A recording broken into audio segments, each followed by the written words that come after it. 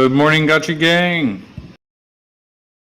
How's everyone doing on this lovely Saturday?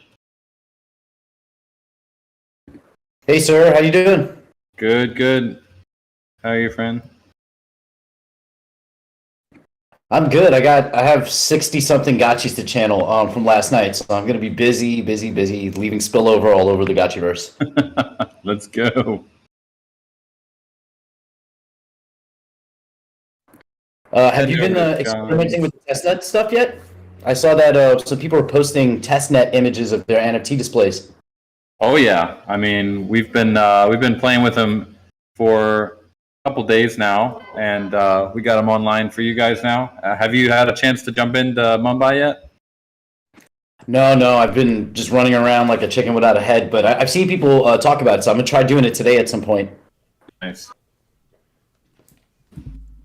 Yeah, I didn't notice. Yeah, if you've already gotten the GMI call, so I haven't messed with it yet either. Yeah. Yeah, if you're already set up on Mumbai, it's pretty simple. If you haven't ever gotten on Mumbai, it's a bit of a process. You got to get the Matic, you got to set up the network and stuff. But once you're there, that's where we'll be doing all the testing. So good to get it set up there if you haven't already.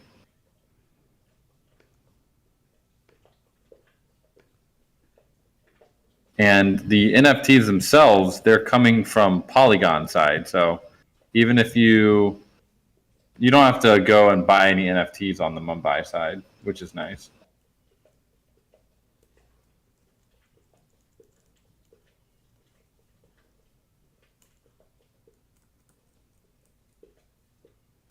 Yeah, so saw people posting images with their NFTs. Mostly, it seemed like they were. I think White Ranger threw up an image on Twitter, and he had, I think, like a wizard's hat or something in the display. And I was like, "Cool! Like this is awesome." Yeah, you can do tiles, wearables, potions, tickets, basically all the Aavegotchi NFTs, parcels, even Aavegotchis. You can put them all in there, and once fake gotchis are live, those will also be coming as well.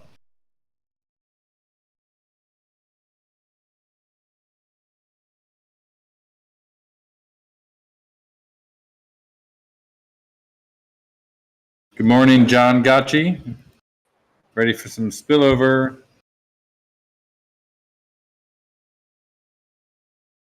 GM, everyone. Hey, sir. How you doing? Good. I'm just about to jump into the verse and join everyone here. Glad to say we finally finished the back-end refactoring. Big update. And so lag overall I'm curious to see if you guys notice a difference. But my ping for sure is lower than it was before. Things do seem smoother for me, even behind the big great firewall. So pretty cool.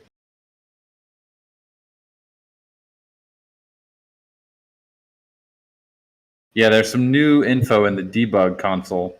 If you look at I haven't really confirmed with the devs about this, but if you look at players, it says 19 on server, or for you, it probably says something different, but I believe that is how many are located on your instance.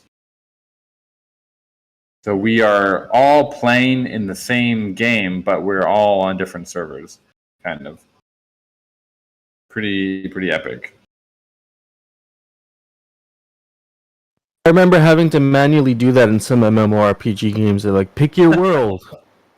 Pick your world, and then you have to figure out where your friends are because you go to the wrong world. Yeah. That used to happen a lot.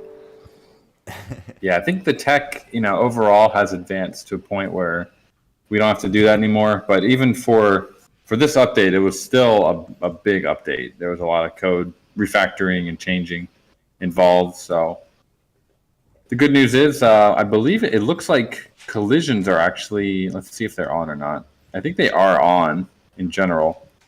One of the issues we had before was that there were just so many collisions in the world. Each collision is like an object on the server. So it was just overwhelming things. So that's why we kept turning off collisions every week. But it looks like collisions are actually back on now, which is great. And things are still very smooth.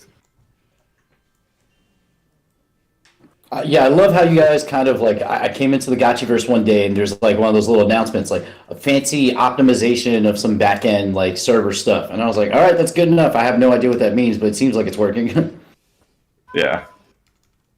Yeah, that was last week. We were testing it, and it was still only one zone. So now we have basically unlimited zones here in the Gotchiverse. No matter how big it gets, we'll scale it to the moon. That's dope. We're gonna need those once we have all these parties rolling. Once the bounce gates roll out, we were talking about that a little bit yesterday. Just like the social events in the Gotchiverse and how cool that's gonna be. Yeah, I feel like this lined up perfectly where it wouldn't have really made sense to push bounce gates and observer mode before we had this back-end solution. So it's all kind of just happening exactly how it should. Oh, big spillover on John's parcel. Here we go. I'm gonna say, things are getting quiet because the spillover just dropped and everyone's frantically trying to get all the. Oh, that big alpha chunk. Oh god. Well, I don't know how this guy gets all these big chunks to drop on his parcel because it's like crazy how much. Oh, drops. so that was another small tinkering we did. The more or the bigger the drop, the more big chunks you get because that was a big performance increase that we made. So if you do a mega drop, there's a bunch. There's overall the same amount, but they're split up into bigger chunks because otherwise there's just too many little chunks everywhere.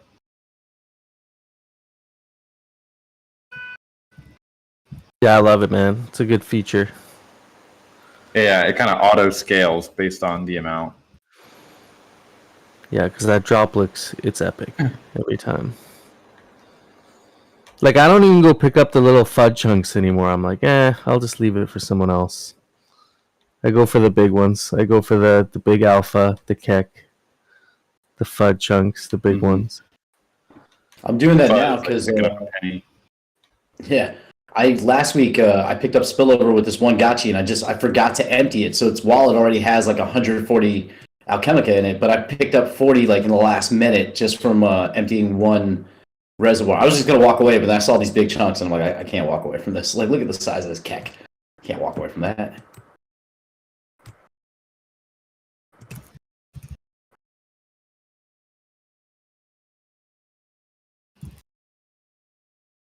You guys, you were just talking about server loads and making this a smooth experience.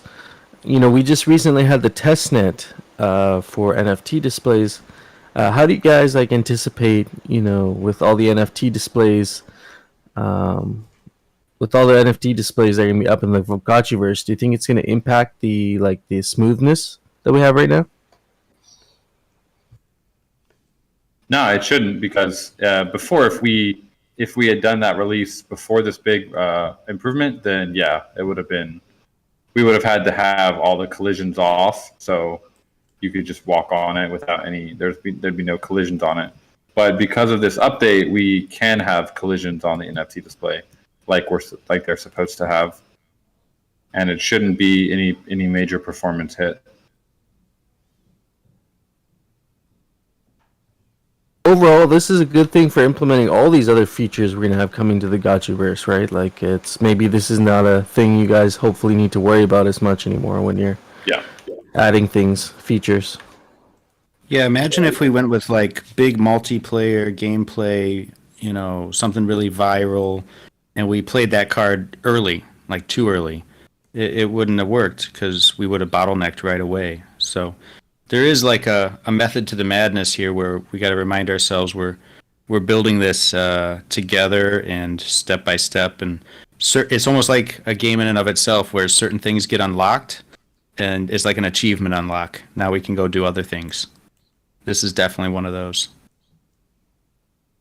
That's all. Oh, okay. It's So it's like more there's about always something happening, always something going on in the process, keeping busy, stuff like that. Yeah. GM Roxiano. GM. Also, Yeah, GM Dr. Ragni, I saw you popped up. What's up, guys? Hey, good morning.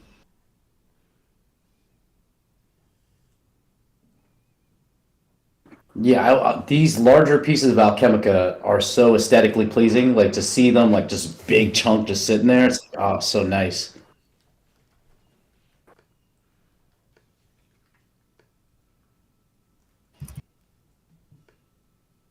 Yeah, we should make them even bigger. Have like a massive size. It's like 10. Yeah, I'd love to Alchemica see that builders. size of Alchemica.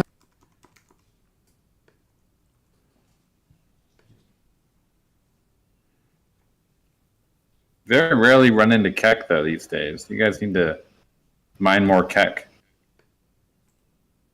It's always Alpha or FUD or FOMO. I haven't picked up a big Keck chunk in a while.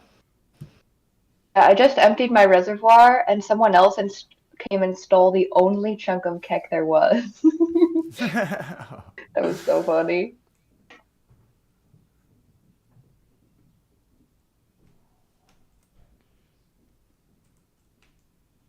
Are you guys still Blaine says, dropping how did the programmers improve the performance? Basic video game stuff, the NES era, with the renderer, or smarter code?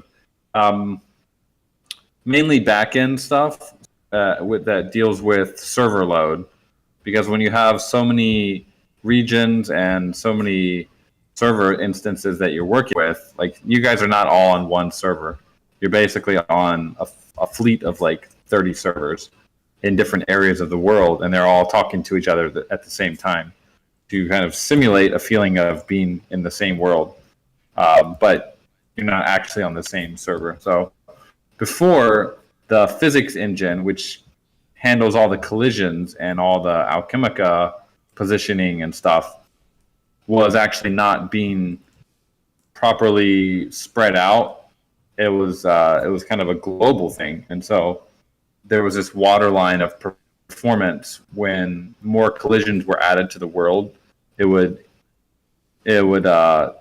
kind of spill over to every single server instance, even if that server instance was way far away from whatever installation was doing that collision. So now with this latest refactoring, each server manages its own physics and its own positioning, and it just sends that out to the other servers via Redis. So that was a huge performance increase for us. Otherwise, just things can't really scale properly. Are we still dropping like Alchemica randomly too from all the spillovers from the times when it's not on? Right now, there is. I believe that Alchemica cron, we call it, is off, because otherwise, if it's on, every time we've done that, we've always run out. Like there's been a massive queue for people, and spillover, like legit spillover, ends up getting backed up by like 5 minutes. So I don't think that's currently on right now. I think more and more we're gonna see though us being the operators of the spillover, channeling on the parcels and then the reservoirs, and then we also have the feature, and I think you mentioned it, Jesse, that feature eventually that'll get implemented is your Gotchi can do its own, like you can drop your own Alchemica at an event or whatever, right? Yeah. That'll be sick. I'm so excited for that. Yeah, that's going to be pretty epic. We were talking about it, I think, on the GMI call in District 420, like the idea of like, hey man, I might be able to get like a patron to help me throw parties so I can just like dump Alchemica or other ERC20 tokens during streams or something, and how cool that would be. Quick question for you guys, Coder Dan and Jesse. Once Bounce Gates are live, will Pixelcraft be hosting like their own parties with like, I guess, events, or like we don't have pinatas but drops and stuff like that, or like do you guys envision any events that you'll be putting together? Yeah, that's true. I'm sure we'll do some form of events. There's one. There's Halloween coming up. Yeah. Right? Well, yeah. So that'll be Bounce Gates will be a part of that for sure. But beyond the obvious Halloween coming up, we'll have more details on that soon. I think there's plenty of opportunity. I know I have a few ideas, but Yeah, that's the beautiful thing about them. Like, we can all just pretty ad hoc throw them together. I could craft one and throw a party even without consulting Pixelcraft teammates. So, Yeah. no, we want to have a lot of events. That's the key. That's like events that are worthwhile and bring something to the table. Oh, what do we got here, Coder Dan? Oh my gosh. I see Yeah, this is looking sick. Guinea's piece in an NFT display. I think this is the first time I've seen a real fake gotchi, one of the announced works, like in an NFT display. I gotta play this video. That display is real nice with the animation and everything. It's really cool. Give that a like, give it a retweet.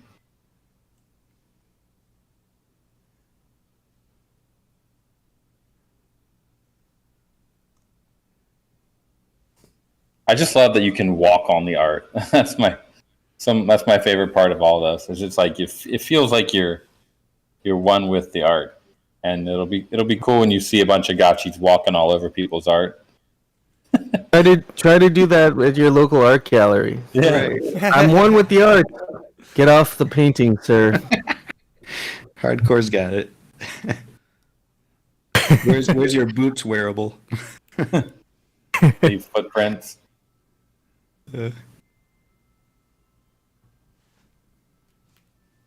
Seriously cool though. Love it. Love the lights, like the changing lights around for the frame. Mhm. That's really cool. It's a nice feature. Other thing that I kind of overlooked here is the ability to display the current Aavegotchi items and decorations and all these other things. You guys put up a post, I think it was a GM light. So you made this GM like huge, you know? Yeah. So I could see that being another use case, people making their decorations more obvious, especially the GM light. That actually looked really cool. Like I would actually do that on a tile. Yeah. It could be. I can imagine like someone who has some items they want to sell. They could say like it could almost be like a yard sale, right? You come out, you go, you put all you get a bunch of NFT displays, and you put all of your things you want to sell in there, and then people can walk around your parcel and like buy them directly from the Gotchiverse, like you would at a yard sale. Maybe bargain in real time. Be pretty awesome. My God, Thrax, that's amazing, that animation you got there, the GM. That's so cool. Oh yeah, I love that. Reminds me of Yeah. Little Bubble. Shout out to Little Bubble.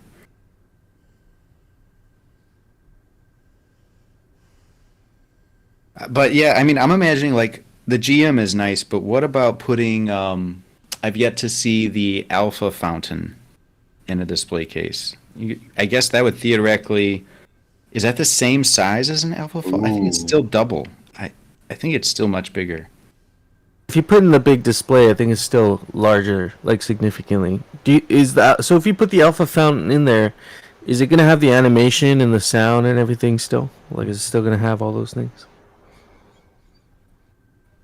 Yeah, Oh, the sound I don't know, probably not immediately, but the animation, the NFT display should have the original animations of the whichever asset it's showing. That's very cool. I would do that. Yeah, I feel like it's a huge boost for decorations. Suddenly you can just highlight your favorite ones and make them like quadruple in size. I think I don't think we've actually limited it right now to one NFT display showing like one fountain. Like if you only have one fountain, technically you should probably only be able to show off one. But I don't think we've actually enforced that rule right now. You could theoretically have like 20 NFT displays and one fountain, and then have the whole fountain everywhere. But we probably should enforce that. That's an interesting little hack. You would Actually, I was appear going to to ask, have what about altars? Like, say if I have a golden altar, a second one, would I be able to throw that into the into a display, or would it have to be crafted first and placed on the parcel? Yeah, you can put an altar in your display because it's an installation. That's pretty cool. Yeah, there's So some I'm gonna do weird. that to trick people. Just have multiple altars on my my parcels. They wouldn't It's have about to any get utility, but they'd be fun Yeah. to look at. That's pretty It's cool. the ultimate, the golden altar flex. It'll be level 1 though. It won't be level 9 because it's not upgraded. Oh, true. Because once you upgrade, that means you've equipped it and blah blah blah. So I don't see a workaround for that part, but yeah, it's gonna be fun. There's gonna be all sorts of ways to work around this.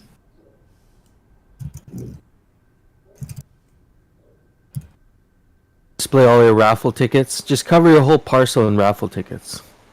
Just do all Yeah. NFT displays and put raffle tickets everywhere.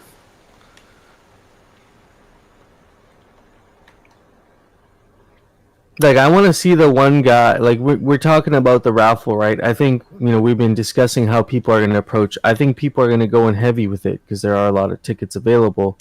But imagine, like, the last group of people that are holding these raffle tickets. Like, do you think at some point these will become like a collectible item? Like, it's like, we have like 100 raffle tickets left in circulation, or a couple hundred raffle tickets. Now it's like, whatever. We're not really probably gonna do a raffle just for that. I don't know. So you'd have like collectible tickets, kind of. I don't know. Maybe. I mean, I guess if the DAO chooses not to allow buying tickets with glitter, then they would eventually dry up as friends are used. I hope they stay. I really like the colorful ones. I can think of a few use cases. It'd also be nice if the DAO ends up building out some different dApps and continues to use those tickets for various reasons, provide more utility. Mm-hmm. I think it's a great use for glitter. Yeah. The SDKs will be really helpful for that kind of thing.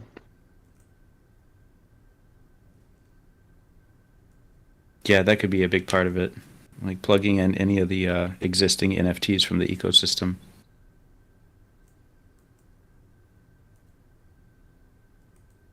Dr. Wagner, while you're here, do you want to give a short blurb about the Forge, the mega proposal here? Or do you want to leave that for tomorrow? I'd like to just bring it up if you guys are okay with that. Oh yeah, let's do it. Yeah. Let's do it. I didn't have time to read the whole thing, so I figured you can help. Me too. I know. No more. Yeah, but I don't want the crew to be intimidated by how big that post is and then the attached Google Doc. I was trying to flesh out as much of the specifics as possible to really think through it. But in short, the idea is that you could forge wearables, and basically that means you could break down wearables into their core components, and you can use those core components to make other wearables. And this makes a really cool ecosystem where we can control the total amount of wearables by their underlying components. I've dubbed them alloys in this case, which is a combination of two metals.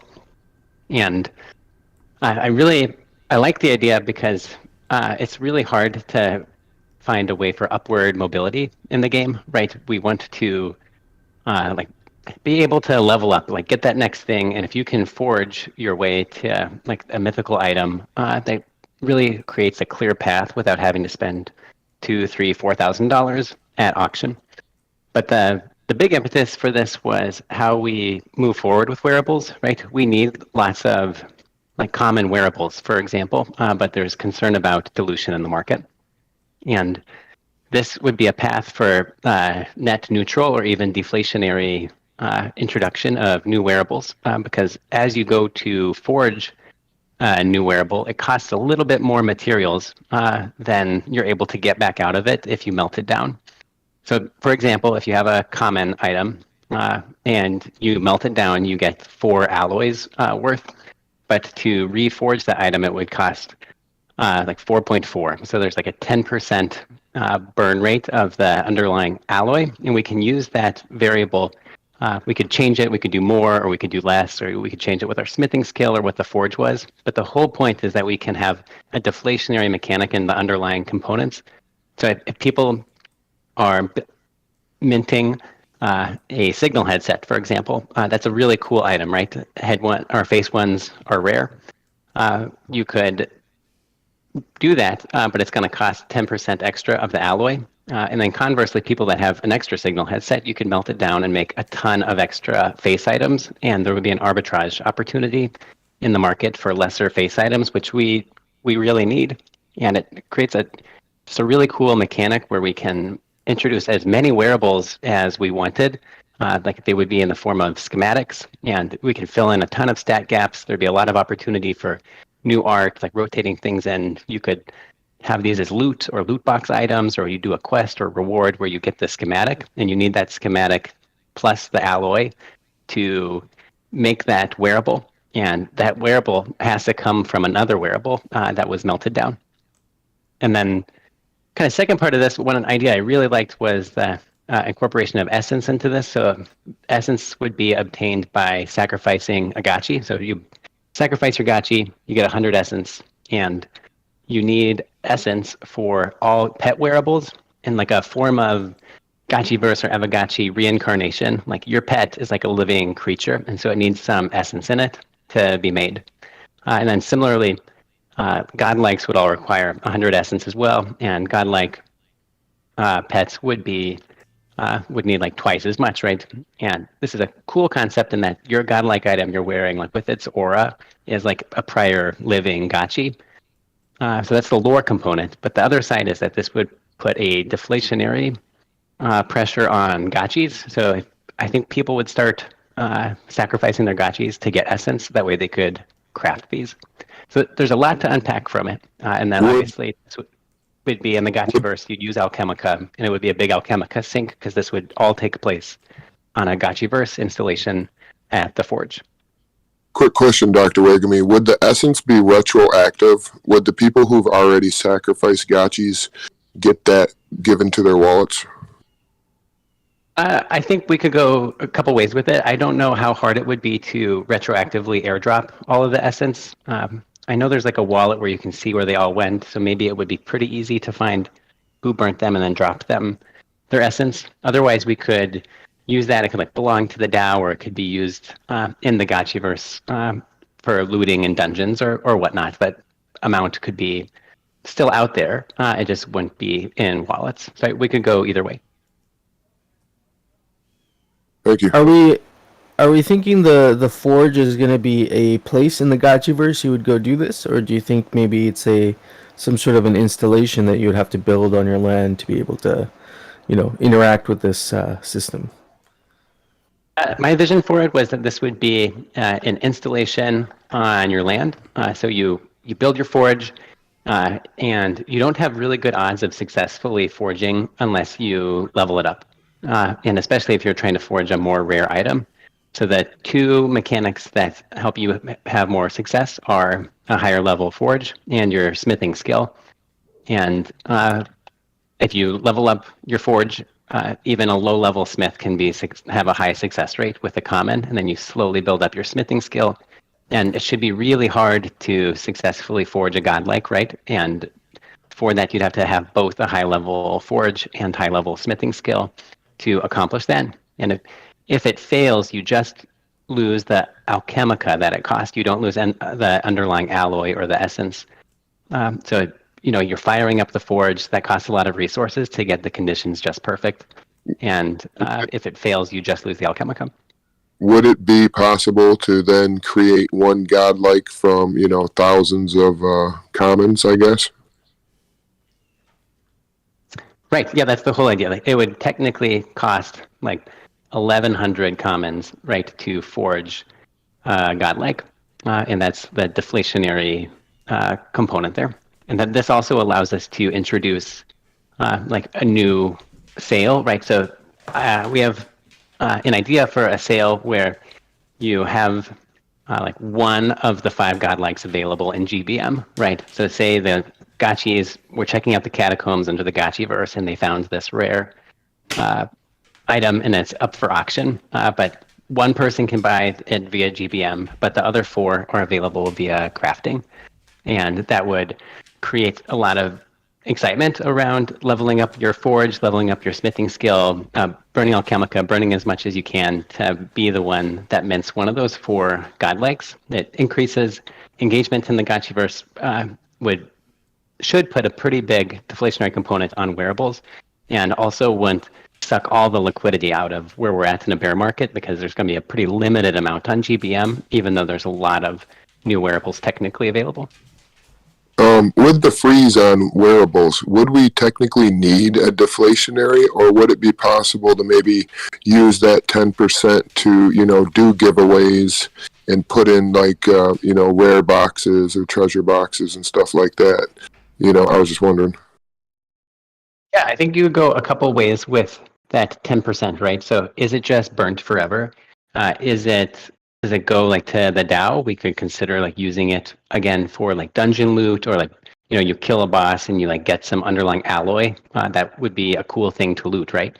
As you work towards like building up wearables. Yeah, and like that, those substances have to come from somewhere. I think that's the really unique thing about a Web3 game, is like scarcity and like finite substances. This isn't like a dungeon where just like you keep doing it and like somehow that demon keeps respawning and has swords inside of it.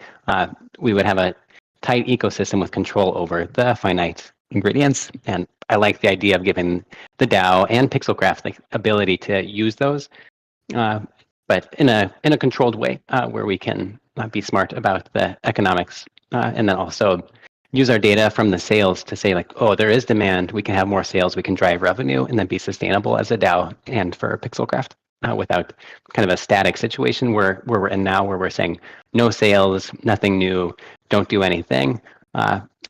Doesn't make rarity farming like super exciting, and also leaves a lot of open gaps. And I think this could be a solution to help us move forward without diluting our asset holders. So one of my questions is, so the alloys are like, say that we never released any more wearables with a GBM or first come first serve or raffle, however, if we never did that, then there would be then alloys would actually be deflationary. Is in they would, if people keep sacrificing their wearables to burn them down, they're gonna get less alloy than it would cost if to make a new wearable and then burn that one down, right? There would be no source of new alloy in the game. Well, the 2 possible new sources would be like if we had a sale, right? So the sale I'm proposing, like the ones that are GBM'd, would be introduction. So it allows us to introduce new sales, create like a revenue generating event via the alloy burning from forging. So then getting rid of it would be a good idea if there's going to be new things introduced. I agree with like getting rid of that 10%, which would eventually create a gap for that new stuff to fill, right? Well, I'm not what sure if, I understand the question. This is a bit of a idea that I have that's a little bit, maybe it doesn't make sense, but what if instead of actually selling the wearables through these auctions and GBMs, it was like a crafting chest instead, and then that would be the source of the alloys. Is there would be different grades and stuff, but that would be a big shift from where we're at today for sure. You could VRF it like what Cool Cats do. You buy cool boxes that have items and use the items for your pets, but you don't know what's in the box. It could be anything, but it's always 5 items. So maybe you craft a box that has alloys in it, but you're not sure which ones or the quantity. Yeah, this allows some composability with our total wearables, right? So imagine that we introduce skins or non-BRS wearables at some point, or a guild wants to have them. We could say that it takes some amount of alloy, like instead of a common that takes 4, it would take 1, and then they could, similar to a fake gacha card process, they could propose it. If the community agrees on it, they could mint it. We would send them like the schematics, so they get 1,000 that they could print, and that would take an amount of alloy to do it. That's another deflationary component on the BRS modifying wearables. So it allows that composability that's really interesting to think about. To go back to explain what I was saying, if there was deflationary, but then you add things to it, when that deflationary gap got big enough, adding something back to that hole that was now created basically fills it back up, right? Right. Yep, that's what I was saying. With a new sale would fill up that gap, or we could have controlled like loot options, right? So like you have a big dungeon, and at the end is like a cool wearable that the first 1 or 5 people that complete the dungeon would get it. So you have really tight control over how we reintroduce alloy into the universe. Yeah, I definitely think like I would want to buy treasure boxes that could possibly have rare alloys or different things inside of it as like, just something that you could randomly pull, kind of like when you do your BRS pull. That would really make it a lot more interesting to me to buy one, For sure, and that alloy could come from that extra amount. That 10% gap goes to the DAO, and then that alloy can be used for loot boxes or whatever other mechanics we wanted to introduce. You can even imagine you need alloy as a component for other things too, like for creating a new installation. And so we could support the wearables market via Gotchiverse installations in this way. And obviously it all supports there's some kind of underlying fee that will support the DAO and, everything else, right? Right. And it fits into a nice lore component, right? Like if I'm forging something, I probably need a little bit more materials than are exactly required, especially if I'm not a very good smith. So you need a little bit extra. So the way I'm kind of thinking about this is alloy becomes the scarce material. And does that mean that all we need to control is the inflation rate of alloy, and then we can essentially have unlimited wearable templates? Literally, anyone could make a template, or I'm sure there'd be a process for evaluating the designs, but it seems like anyone could make a template. And then if you want to spend your alloy on that wearable, you can. But it doesn't really matter anymore how many different wearables we have, because the scarcity is going to be enforced via the alloys in the game. That's exactly right. It takes this feeling off of the creativity that's able, and I think that's what's so cool about this is it really frees up how we can plug in those holes, make rarity farming more exciting, be able to customize your own experience in the Gotchiverse using scarcity and like a Web3 platform. Yeah, my God, really, really powerful. I would like to create my Gotchi blunt. I guess the main question I have is how we determine the inflation rate of alloy, or do we try to keep it to a certain number, so it's always at 1,000 or whatever, and we keep it at that level, or we would need some sort of metric to know when it's okay for us to maybe introduce some more alloy, or maybe via loot boxes there could be some more alloy introduced. But it would basically go from, right now we have a moratorium on new wearables to having a moratorium on new alloy being introduced because there's too much of it. Yep, I think that's correct. And I think that would be all right to do it that way. It's probably worth that trade-off. And I think it's a more fun mechanic to be able to meter instead of no more sales, no more raffles. It's let's either go up on the forging costs. There's been a catastrophe in the Gotchiverse, and now it takes 20% extra to forge it, or we dial back the loot drops. So it gives us some more fun and interesting ways to control wearable inflation. I also agree with Phantasma there. He's also mentioning that maybe some sort of a correlation with the daily active users or general player growth could also be correlated to maybe how many alloys we're thinking about introducing into the market. Yeah, if we're gonna add new alloys, I really like the fact that we burn alloy when we do it and not, use it back in, and that way, Pixelcraft and the DAO can just create new alloy in the future to give away in raffles and stuff like that. Yeah, I think, Jesse, I hear you with the complexity concern, but I think this is one of the few mechanics I was able to explain to my wife that she understood, right? That I have these cool wearables, and then I can melt them down and turn them into something else. Like that makes sense. I think this is almost harder for Web3 and NFT natives to understand. Like you're telling me like I'm destroying my NFT to turn it into tokens, but in like a MMORPG sense, I think it makes sense to be able to turn it into something else for some cost. And I also digesting a little more, I think we might be able to do 6 new tokens instead of 10, and we could get rid of like the concentrated, like the alfalfa and the kek, for example, and be able to do that if we thought 10 new tokens was too much. And I am also working on a periodic table as well. I would love that periodic table on a shirt, possibly in the future. That would be really cool. Yeah, I'm rocking a GBM. If you're watching my stream, I have a GBM hoodie, and I just wanted to say shout out to Eduardo. This hoodie is like fine quality. I was wearing it. It was freezing cold last night, and it like just rocks. Very comfortable, nice string. So good stuff. Seeing good merch come from a company that I trust makes it even better.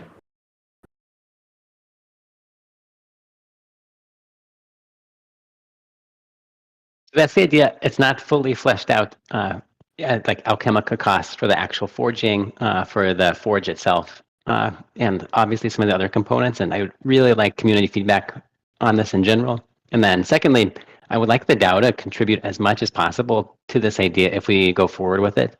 And that would be one of the advantages of trying to pull this off, is how can we pay community devs perhaps to do a lot of the work, like smart contract work or even the artwork to like help this, while the Pixelcraft team is taking on so much. And having a reproducible pathway towards DAO contributions, I think, would be valuable in itself.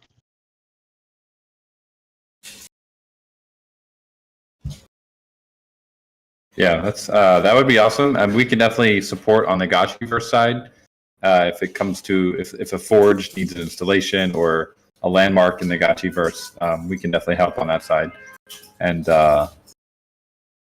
yeah, on the UI side, on the contract side, it would be awesome if the DAO could step up and help with this. That'd be very interesting.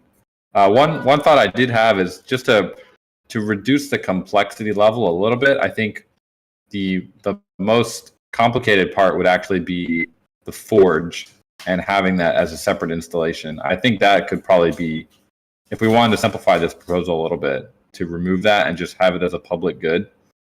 It's just a place that you go, and maybe you could, I don't know, pay more Alchemica or something to increase your success rate. There's probably another way we could have that mechanic, because I mean, with a installation, you're essentially just paying more Alchemica for a higher success rate. So why not just enforce that on like the alchemical level? But then essentially you could pay a bunch of money to have a guaranteed success of forging something. So I don't know if that's ideal or not. Do you think, I've seen this in other games, do you think there could be a market that forms around, you renting other people's forge? Like maybe, No Future has a level 8, and I didn't want to spend that much Alchemica, but I'm willing to pay him a little bit so I get that higher success rate. Maybe use his forge. Yeah, I think that's what he's going for. I just think that having a forge on every installation seems a bit unnecessary when we could, someone has an idea of like, we could have districts could have their own forges, and maybe they have higher success rates for, hand wearables, and another one has a higher success rate for the other one. But there should be some element of like lore MMORPG feeling in going to the forge. That could almost Like, it make should- forging an event. Yeah, I was gonna say, make it, put a bounce gate and put it at the Great Portal. Like the forge is near the Great Portal. You have to travel there. Yeah. Maybe you have to pay a little Alchemica instead of walking to get there. But then it's like a big, like the blacksmithing shop that we all go to get hooked up. And then the other idea, in my response there, I just mentioned, we can decide, do we want the forge? I agree that we should have a smithing level, and in general, we should start introducing more fun mechanics like that. But I think it's worth considering doing it as the player having this forging level or smithing level, rather than the gachi, because then you really you as a player you're kind of progressing and investing in your success. Whereas with a gachi, you can just pay a little bit extra ghost to get a gachi from the open market that has it. It's not it's not as interesting. I think in general we'll probably want to start adding some more mechanics that are player progression focused rather than gachi progression focused, while still leaving still continuing to add gachi progression focused mechanics. But I think we should try and have both.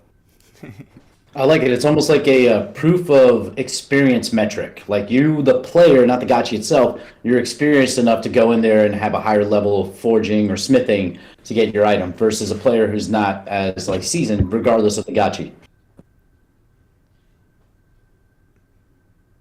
Would that be? Yeah, how do we do that? I like that idea. Would you tie it to the wallet? Like, is there going to be like a soul-bound token in the wallet that would express, I guess, the smithing That's capability? essentially what the console or cartridge, whatever we end up calling it, would be. Yeah. Yeah, some sort of on-chain profile for each player. So your level would increase the more you do it? Mm-hmm. Yep, just like a RuneScape or like a typical MMORPG that has these kind of skills. I think we could have a lot of fun with that, like potion crafting and wearable crafting, all the tropes, right? Could definitely start introducing more of that. Excited for all that. That sounds so dope. Yeah. Diddly Poo says he doesn't like the idea of tying progression to a soulbound token. Is that because you're afraid you'd lose your wallet, or what are the specific reason for that? Yeah.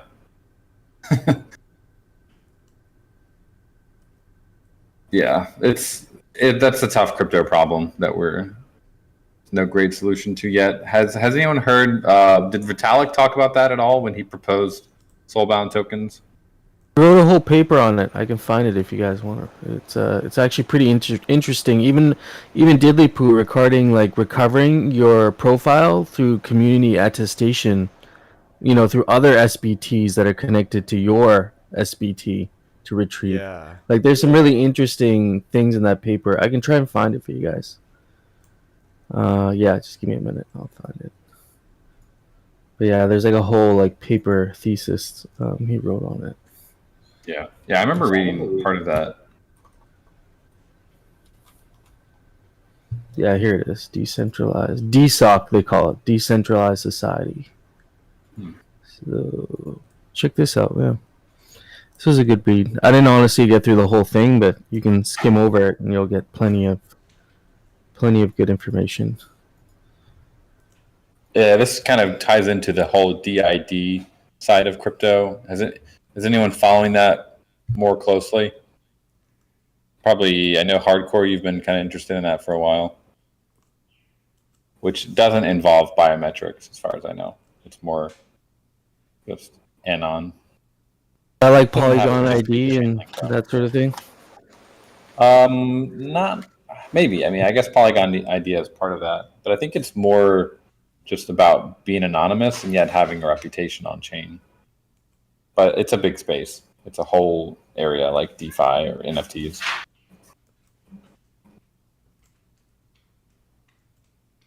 Yeah, Gitcoin has the Gitcoin passport, which is basically just a bunch of different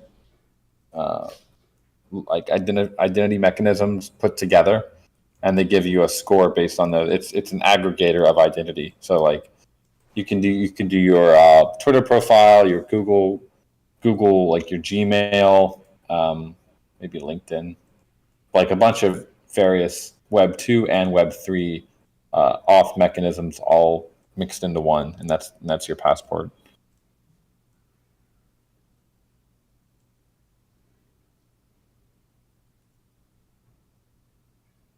Well, I gotta head out, guys, but please read over my post, give feedback, tear it up. If you think 6 is better than 10, or you think a better alloy setup would make sense, I'd really appreciate feedback on it. I obviously just invented this yesterday, and so it's not perfect. But please let me know what you guys think, and we'll be talking about it.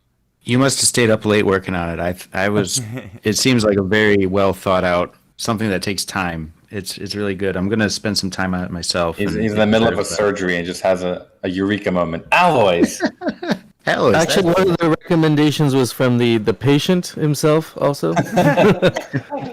he woke up and was like, "That's a good idea." I was like, just finished. Like, can you close up my chest, please? I hope you didn't drop any candy in anybody's chest. Well, Dr. Wagme, thank you for that. I think it's a fantastic start, and it's got my wheels turning for sure. Lots to think about there. Love the concept, like you said. At the base, it's very intuitive. Melt this down to get something else. So it's pretty cool. It makes me think long term, like when we get to more of the adoption oriented gameplay and things like that, where we really start scaling. Gosh, there one unintended consequence could be some real regret over like super OG items you decide to burn and break down, and then now there's like 100,000 people playing the game. It's like, yeah, I broke that down for something else. Now, those OG items, will those not be able to will there not be a template for those to be recreated? So that'll be deflationary, and how many of those there are? Yeah, I replied to this in the thread. My thought would be a template would basically just be a rarity level and a design. And so if it goes below the cap, you could always remint it if you wanted. That's up for debate as well. But I think that would probably be a way to go forward. So a fireball would always have 1,000 as a max cap. And if someone burns it, it's now 999. Someone else could mint another fireball if they wanted. That's cool. I just thought it would be interesting to be deflationary, like there'd be like only 500 fireballs now. Let's hear Wagme's thought before he goes. I know he's got to go. Yeah, so Phantasma really gets me on this. And just shout out to Phantasma as an awesome community contributor. But the idea is if you melted down your fireball, then you get the alloy minus like the 10% or whatever that it costs to craft it, plus the schematic. So what you could do is you could take the alloy and then you could sell the schematic on the market if you wanted, or you could keep it in case that becomes extra valuable, or you could DM Yannick and be like, I got a schematic if you want to pay me for it. And this would... Wait, what is a schematic? Is that different from alloy? The schematic would be like the template and would be like... so you need to have that... One of the key ingredients. Yeah. So you actually need that as an NFT as well. I figured it would be a list of here's all the things you can craft right now, and as long as you have the alloy, you can like forge it. But you're actually saying you'd need a separate schematic as well. Right, and this schematic would be what we would use in the future too. Like you could loot schematics, you could GBM the schematics, you could propose new schematics, and like that would be like one of the more commonly like traded attainable things. Like in the same way, like if you play like Rocket League and you want to get a cool goal explosion, like you get like a piece of it and then you can pay extra. It's like the recipe. And you would need this plus the Alchemica to fire up the forge, plus the alloy.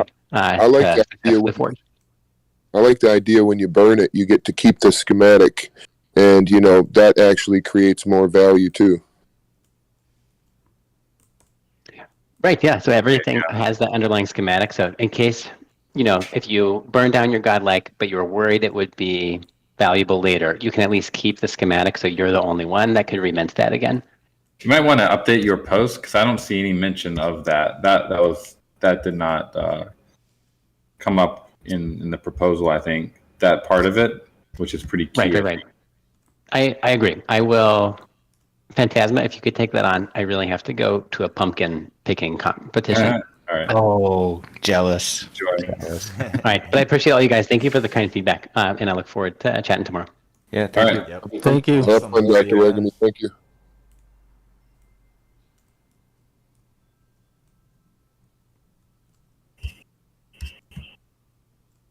Cool. Just going to switch it up here a little bit because I know that'll get hashed out more in the DAO call tomorrow, and I got some reading to do now. But everybody saw the Observer Origins. The Observers are coming. Super excited about that. So I'd highlight that as one of the bright points in the week here. Super excited about what's coming. Is everybody going to be inviting their friends that have never played in the Gotchiverse to come out for the some events, perhaps Halloween? Oh yeah, we're now having all our events in the Gotchiverse. Christmas, Thanksgiving. It's just everyone's just coming here. We've gotten to. We're at that point where we can honestly have events in the Gotchiverse. Like Halloween is going to be. I think it's going to be pretty lit. We're gonna. The dev team is still finalizing a lot of things for art release, but the ends are almost tied up on that. So we're looking forward to spending a little bit of time on prepping some Halloween content for you guys in the game. Yeah. And we can finally have a real Halloween party in the Gotchiverse. Can you be able to craft scarecrows and pumpkins? That would be cool. You know, you're not far off, Hefe, about the holidays. All the holidays, you can save a ton of money on plane tickets. Just, hey, I'll meet you at the Gotchiverse. Here's my parcel. Use this bounce gate. We'll craft a turkey and carve it up. We can all gather around the virtual turkey and pass the gravy boat around, and it'll be good. We beat Zuckerberg to it. This is the future. I saw an article today about I think it was a Cointelegraph piece. I might go find the link. And no hate to our peers, and they're all doing good stuff. But it was all about Decentraland and Sandbox, and they've got did anybody else see this? Is they got 38 users live in their 12 metaverse. billion valuation. I saw that. Yeah, north of $1 billion. You saw that, Roxanne? It's crazy. And so I went straight to DApp Radar. I mean, I kind of know the numbers, but sure enough, it's that's where they're at, and we're quadruple them. It's just crazy. And I mean, it's we're all trying to get adoption, so it's early. But to be honest, that's on our roadmap. We just finished our scaling solution 2 days ago. So it's we're just getting started in that sense. We don't want to have that Shark Tank moment where someone pitches us and then 50,000 people try to join, they can't, and they're just disappointed. Yep. Now, what exactly does that change, guys? Now, I know before we were all able to be in the same room at the same time, basically. Does that change that or take any of that away? No, that is still the same. What changes is that before, as the world got more complex, it would the overall load of the servers would go up, which was causing issues with the Saturday hangouts, where there were just too many installations, too much Alchemica being dropped. It was overloading things. So now you can see tonight we have pretty much the same level of load in the Gotchiverse, but we have collisions on, which means that's a huge step forward, because it means that the physics of each region are now isolated from the other regions, so they're not overlapping with each other, and that basically allows us to scale horizontally forever. Were you able to create something just brand new? Because I know what you guys were already doing was basically epic. Is this a new epic thing that you were able to create or build? I mean, we actually want to do a blog post on it. Hopefully we can get that out this month. I wouldn't say it. I mean, the scaling that we're doing it's interesting enough that I actually had a call with the AWS and Redis marketing team the other day, and they're very excited. They think it's worth doing the whole webinar on, and so we're gonna hopefully schedule that sometime in November, and basically introduce how we're using this infra with Redis and AWS to have this MMORPG type world, open world, and have everyone in the same room together. So it's pretty groundbreaking, I think. So does this mean we no longer have to worry about the Gotchi interns, dropping the Kubernetes box when they're having a rager? We're still using Kubernetes, so this just means that we don't have to worry if there were 100 Gotchis in each area of the map, and he actually drop a screenshot from our dev chat. So this picture here, this is showing how many gotchis are currently in each region that we have. So like region 220, maybe I think it's 20, maybe has 100 gotchis, and this one has 80 gotchis. And the thing is that as more gotchis come into these regions, they're going to kind of auto split, and they'll become smaller as there's more load required. So that's what's helping us scale.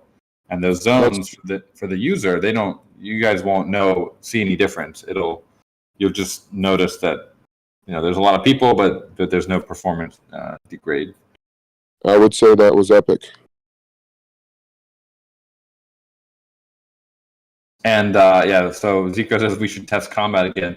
So yeah, that was another area where just all the physics, all the hearts flying everywhere, all over the map, they were all basically being picked up by the same, we call it a consumer, that was listening to all the hearts and all the collisions from all over the map. So that's why the performance would always basically die when we turned hearts on. We can probably do a hangout one week where we turn the hearts on again and just see what happens. And there's still, I'm sure, some optimizing they need to do, but it should be much, much better. So basically in the future, the bigger everything gets, the smoother everything will run, because the more places everything will be. Yeah, it'll. I don't know if it doesn't get smoother, but it stays the same, which is that's just as good. I think there won't be you're not going to be punished for having a lot of people in one region like we were before, or just really you're not punished for having a lot of players scattered throughout the game. For that weekend that we do this hangout potentially with the hearts, can you turn the vortexes off until the very end of the hangout so we can just really have a free fall? Yeah.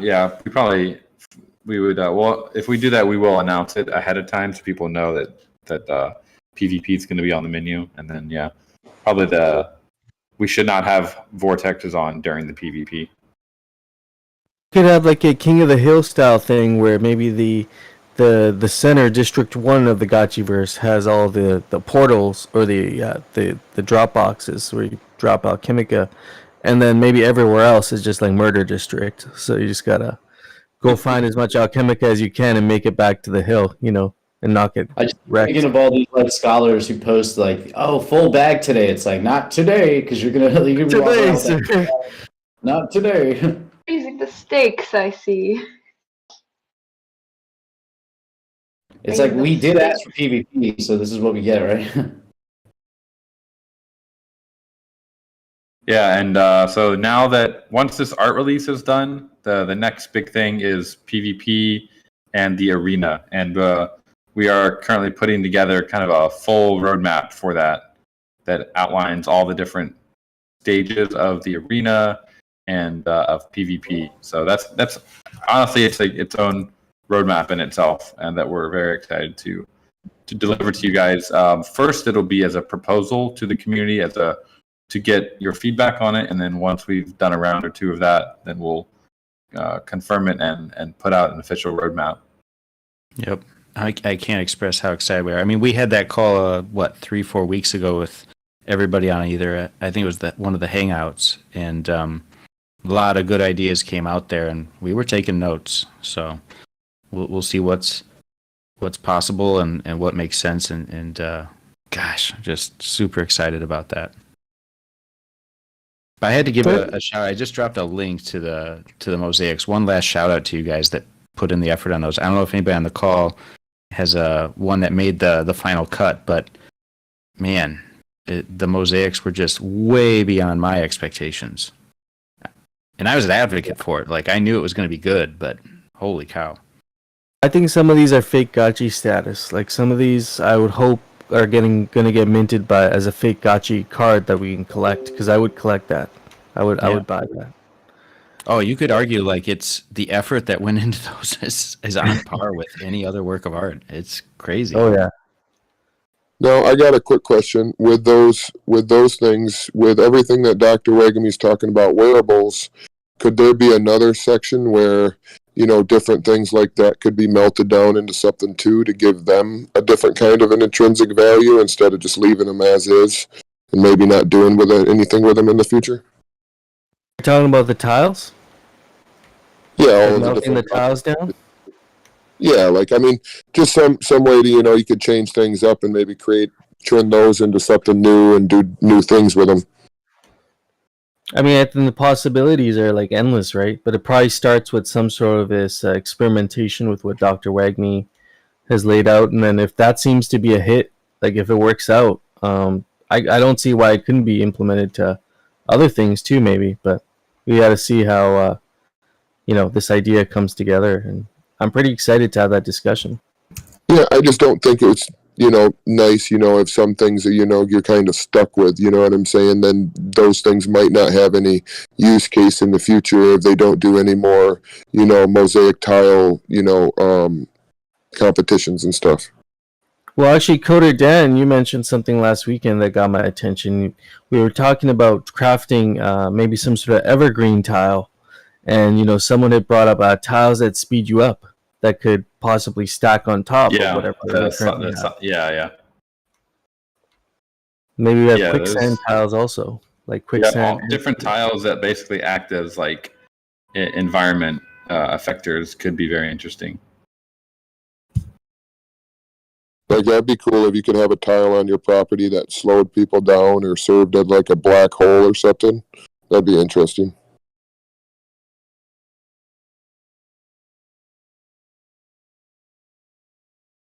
This next Yeah, phase as far is as going to like be really burning exciting. things down, I think if we start introducing alloys or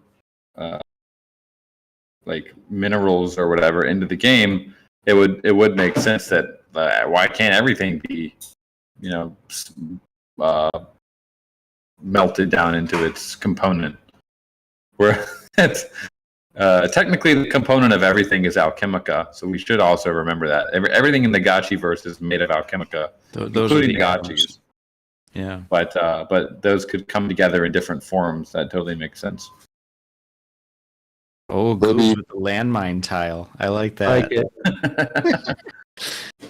I like the booby trap. Well, if the base thing of, the minerals or the alloys are all alchemica, like that's the atom that makes it up, maybe you could spend an outrageous amount to create alloys, maybe. I don't know.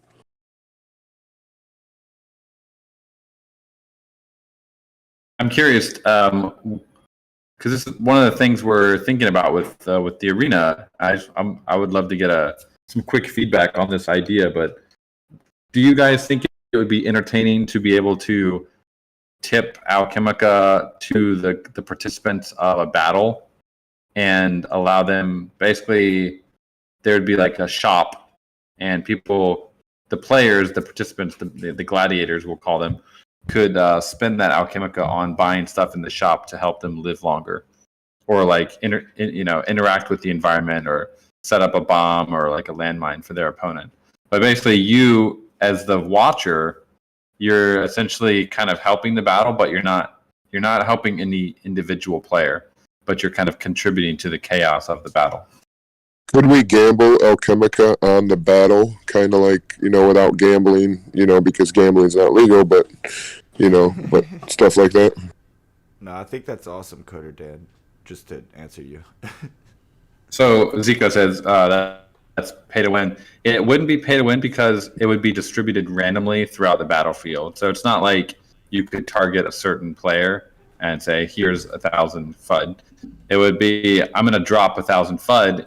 I'm going to tip the battle, and it would basically just distribute equally throughout the battlefield. Yeah. Like I'm very entertained by this battle. I'm excited to see what happens. And I don't have control of where it's going to spawn, so people are going to react to it. Is that player battle interaction? It's really cool. Like the audience interacting with the the actual fighters on the ground almost reminds me of like the Roman Colosseum. You know, they would throw like bread or Yeah, like they'd throw things into the arena. You know, and We're it would going full maybe- circle, all the way back to BC. We could throw impediments also. Like we're throwing out Chemica, they can go into a shop, but like say like I think Donkey Kong or like Mario, we're throwing bananas onto the arena floor randomly, and maybe it just like slips up one of the fighters or something to make it so that we can give both a positive but also like maybe a negative impact to the fight in a fair way. Yeah. Well, so how it would potentially work is you would tip out Chemica, and then the gladiator would be able to go to the shop in the game and basically buy stuff with that alchemica to use against the other players. So would there be breaks in the fight so that they can actually go to the shop, or will people mid fight be like trying to go into the shop and they're I guess maybe trying to grab things? Well, I imagine it would probably be. We originally did talk about like a physical shop, but it would probably just be a screen in your UI that you could pull up and you just kind of frantically try to buy stuff in the heat of the combat. You would maybe go to a zone that's not as chaotic at the moment. Would those transactions have to be on chain? Because I can imagine in a fight, if there's like a gas spike or something, that would be a nightmare. No, so the only way that this is going to scale before we get to like a ZK EVM kind of thing is to have people to basically deposit tokens into the game, and that would be an on-chain transaction. That would go to basically the wallet that we use to deposit and withdraw stuff, and then whenever you want to withdraw, you can withdraw it. But if you give it to a player, it's basically moving around kind of like Binance, where it's in the system, but it's like now it's in the battle, and when someone picks it up after the battle, if they win, they can come out and they could withdraw it to their on-chain wallet.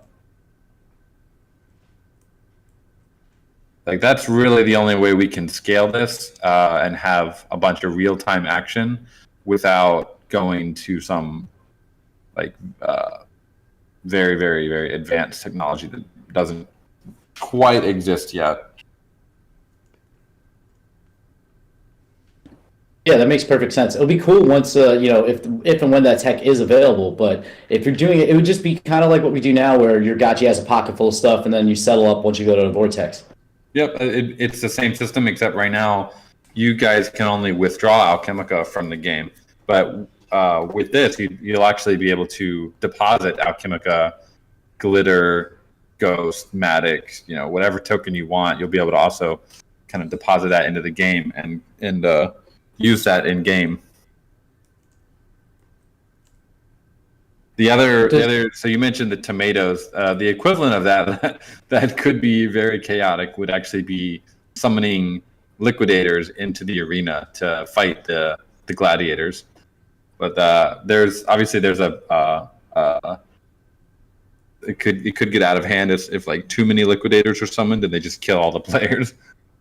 So there'd have to be some balance there. But that could be also like the equivalent of a tomato would be, I'm going to summon this liquidator to attack you guys. Animosity against the liquidators needs to start as early as possible, I think. I think back to the dungeon tortures of the liquidators.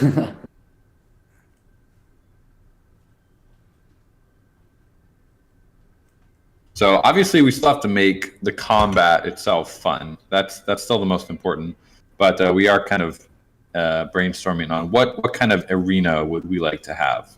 What is like Jesse says, it's something very crypto to have this kind of live arena where you can actually watch the combat and contribute to it, and kind of like people Twitch, they tip people on Twitch. So it's like, well, what if those tips could actually affect the combat, affect the stream that you're watching? Would be pretty insane. You're almost making content out of content then, because that's going to be really engaging to even watch as a stream. Like, even if you're not involved in the battle or a player, that's just going to be like, oh shit, look what they just threw in there. Yeah, and that's just now changed the fight. Yeah, they might stream watching a fight, and like, all right, here guys, like someone, if you're a Twitch streamer, you'd be like, guys, just donate donate $10, and then I'm gonna convert that $10 into alchemica. I'm gonna drop it into the battle. It's like multiple layers of fun. We'll have even the UFC bros watching. They'll just stop watching regular fights.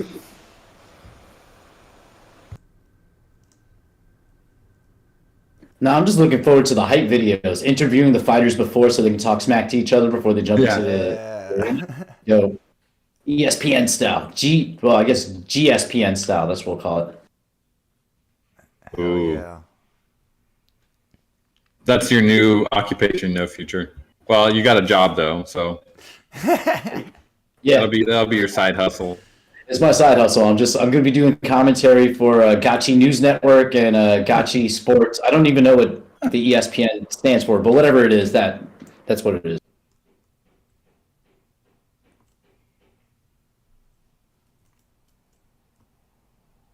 Yep, I can see it. We we have a ton of ideas for kind of an open style arena, and then also kind of private arenas where that would be the what's that pay-per-view kind of thing, where you have to, they could actually set like an entry fee to watch the battle, and you as an observer could come in and watch it.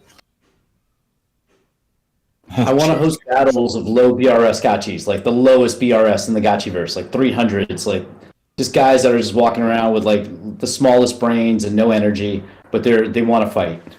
Yeah. Have you guys talked, or like internally at least, like the kind of arena that you're trying to build? Because we mentioned Coliseum, so that's a type of arena, and then we talked UFC, that's an octagon. What kind of I guess ring or battlefield are you guys envisioning for this potential arena, or are there different ideas that you're floating around with now? Yeah, Neon Kong has made some awesome mock-ups of an initial type. That one is, I think, more. It's got some hazards. It's got some places to get behind. So it's got some like defensive areas. Probably something like that, and like a a gladiator type. But it would also be something we could have different maps that people could play on if they want. It's always, you could eventually get to be able to create your own map. Would be pretty cool. But there's definitely going to be variety in maps. Not initially, probably, because the dev cycles definitely take up time, but there'll be some variety. Yeah, his mock-ups are pretty crazy. We'll probably have to share some soon. And the other part is, like you say, like the initial alpha version is also very important, not just for the arena itself, but it's going to have implications in testing that will carry over to what we do outside of the Citadel, the grid, Great Battle. All of those battle mechanics are going to, have implications across the whole Gotchiverse. So it's going to be a lot to. We'll do it together, kind of iteratively, like until the battling gets to a point where we're like, yeah, this is really good.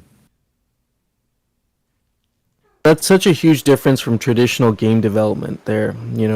Usually you guys would be working away, making all the decisions, figuring out how the battle mechanics should work in your minds, and then you would release the product and you would have, hopefully, the large majority like it, and you'd almost always have a group of people that don't like it. So this is a great way for us to all kind of collaborate together and make sure it's something that the vast majority of people are going to be really happy with, I think. Yeah, I think this is why I saw a tweet the other day from someone. He was like, engineers shouldn't be developing games. Like, let the game developers do that. And I just rolled my eyes. I was like, I can't imagine like a Web 2 engineer trying to make a Web 3 game. I'd much rather prefer a Web 3 engineer trying to make a Web 2 game. There's a lot that goes into it, and this is not like a discrediting the hard work that Web 2 game designers make, but there's also the Web 3 side is extremely difficult, and trying to do that without a community that you're working with and that trusts you and you trust them is like it's super difficult, probably almost impossible. I think the only way that it's doable is the way we're doing it. I mean, I'm sure we'll see other attempts, and there will be successful attempts. But I really like the way that we're doing it, and it works for us as a community. So if we can do it, and I guess the part about this that should be emphasized is if we do succeed, it'll be a big upset to all the Web2 developers and designers. Are like, oh, these like Web3 guys, they don't even know how to build a game. Like, no, we built it, and we built it with the community. And this is a new model for making games. It's a totally new paradigm.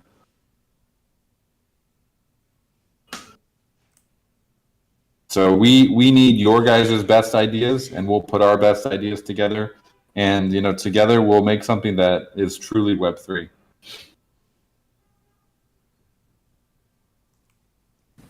Yeah, well said. Yeah, it's one of the powers of this project. Like we were talking about it with the clip when me, Mike Callium, and ZombieShepherd were being interviewed by them. Just like the openness of the founders in the project and the project overall, like GMI, like doing all these live streams, all the content that's created. You guys like 100% support and like, yo, let's do it. Let's experiment. So it's like that bleeds down from you, and it makes it much easier for us as the community to be behind that and support this thing that we're building together. We were talking about yesterday, actually, like we're in a bear, but I think our core community is here because we see the innovation that's happening and we see like the potential. It's not just a whole bunch of moon boys trying to sell PFPs to each other. So it's like that is like one of the biggest strengths of this project is the community, and it bleeds down from the founders. So it's always I always like to say that because it's important to remember. Well, like one totally thing agree. Yeah, I agree too. I appreciate it. And like one thing that I didn't share was about last week's Singapore Crypto Week, and it went really, really well. Like, I just want to pass on the feedback I was getting to you guys, and it didn't matter where I went, whether it was an NFT event or just the main conference floor, meeting Chainlink at the booth. People know Aavegotchi and respect it. And one in particular, there was this after party that was more for like, I think there's like it was sponsored by like some competitor to GMX, like the whole, decentralized version of like BitMEX, that whole kind of thing. So market makers, like automated high-speed traders, that kind of stuff. I didn't belong there, but I sat down with multiple people that either already knew us or didn't know us, and when I would show them, bear market or not, like I would explain to them the curve and then show them like CoinGecko and our charts on Ghost with the various pairs. Their eyebrows went up. They're like, this is impressive. This is something different. So just want to pass that along. It went really, really well, and it was really encouraging. Both from the people that already knew about us and those that I was able to show like our work, and people took notice.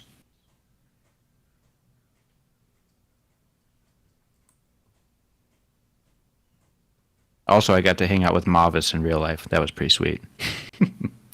So we got to get together. That's pretty cool that you're hearing that, you're getting that feedback. And I heard, I wasn't at NFT NYC, but I even heard similar things when you were saying, sharing your experiences of NFT NYC, of having this recognition. And then you guys have been on so many Chainlink panels too, which alone is its own kind of highlight there. Yeah, it was weird because I've like met so much of the Chainlink team in the U.S., but then being over here, and we walked up to the booth, we're like, hi, we're the guys from Aavegotchi, and it was me and Mavis, and I mean, all three work in the booth. Who you don't know who's working the booth, but is actually the core team here in Singapore, and they were just like, "Oh my gosh, what's up?" Like, yeah, it was pretty cool. Yeah, Sir Linkiest. Yeah, it was good. They knew it was up. They're like, "You guys use all our VRF." So, it was pretty cool. I like to think we're funding Sergey's hamburgers. Hey, there it is. Yeah, we really were the first to utilize VRF. I mean, I think on both chains, literally, we were one of the first of any chain on layer 1, and then we are like literally waiting for them to bridge to Yeah. Polygon, deploy on Polygon, so we could launch the Aavegotchis. So, yeah, we definitely go way back. And it sounds like we're going to be using them even more with Yeah. we do in any of these various RNG based proposals, the forge or loot boxes, gotcha. Sounds like there's going to be more VRF for sure involved in the Gotchiverse soon. Yeah, in fact, they at the event they name dropped. They said, "Look, you guys are using VRF. Why aren't you using?" In the name of AIDS Me right now, we have some stuff to look into. They're like sending us stuff now. They're like, there's other things to do, and Gravy knows more about that than me from the SmartCon event that he got to speak at. So that whole like CCIP and everything they're doing with the network, it seems like there's a lot going on over there. So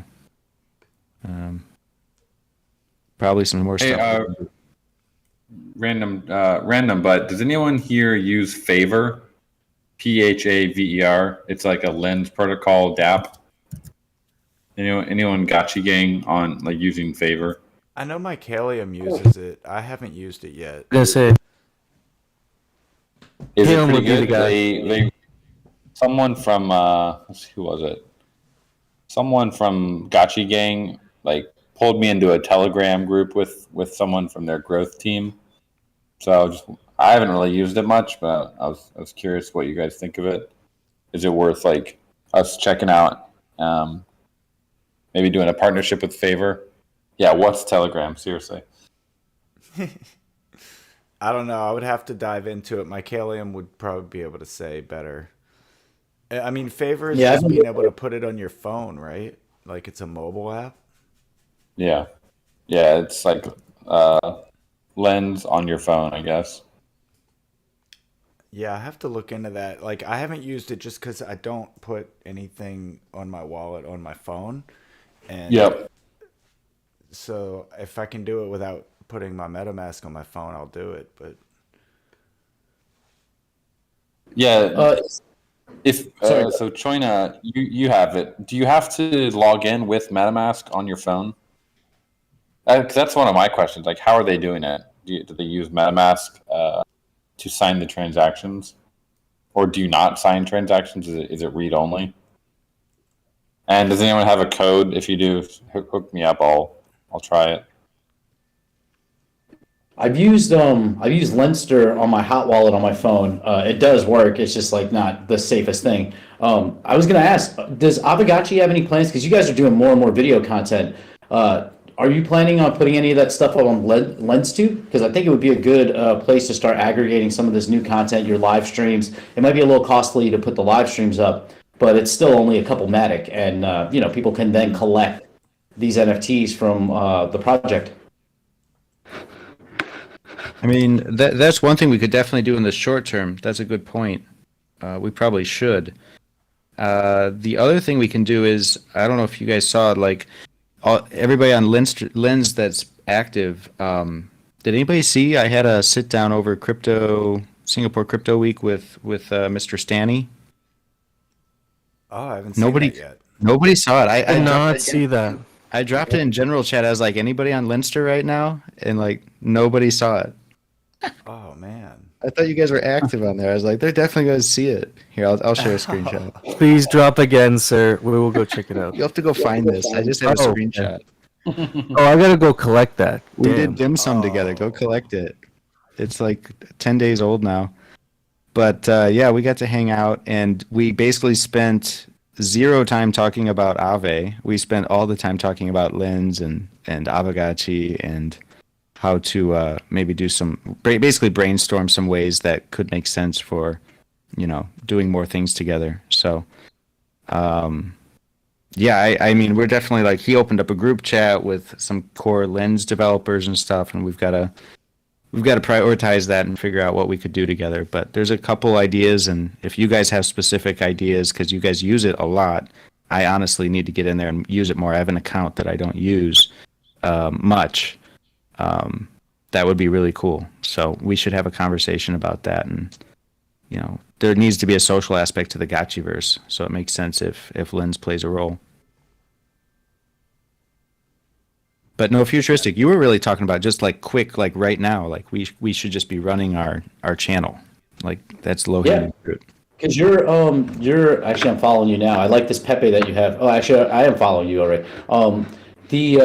You would be able to just set up a lens tube because you have the Aavegotchi.lens, and then it's just a matter of uploading the videos. You can add collect fees. It's I've been actually the new artists I meet in the world who I'm encouraging to get into NFTs. I've been encouraging them to use Lens. Like if they can get a profile, it kind of eliminates a lot of the minting and the token gating that they would want for some of their content. And I think Aavegotchi would benefit from that. Plus, it'd probably be a little revenue generation if you're charging Matic or Fiat, like $1 USDC to collect your post. I would buy them. Yeah, that does totally make sense. Gotchi Bulls, yeah. He was very generous. He was sitting there in front of me, so he had to say something nice. But he was also talking about some other. I know Linster is very popular, and I was asking him like what else is building on the protocol, and he was talking about OB.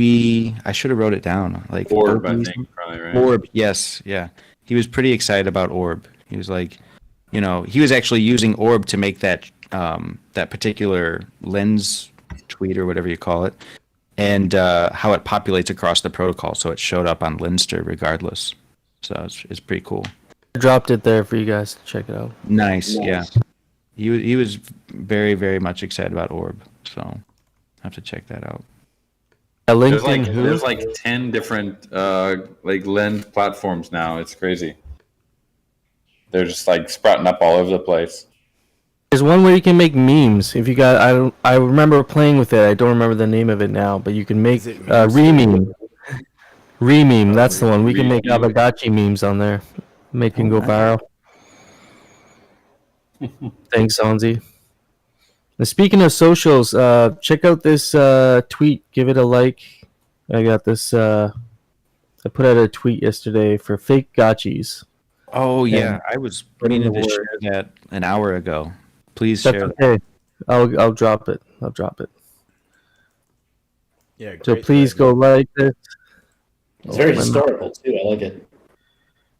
I tried to give some context, into why we're doing all of this, because it is a big deal in my opinion. Like this is huge. Like this is the biggest release I think I've experienced with Aavegotchi. Is going to be the art release.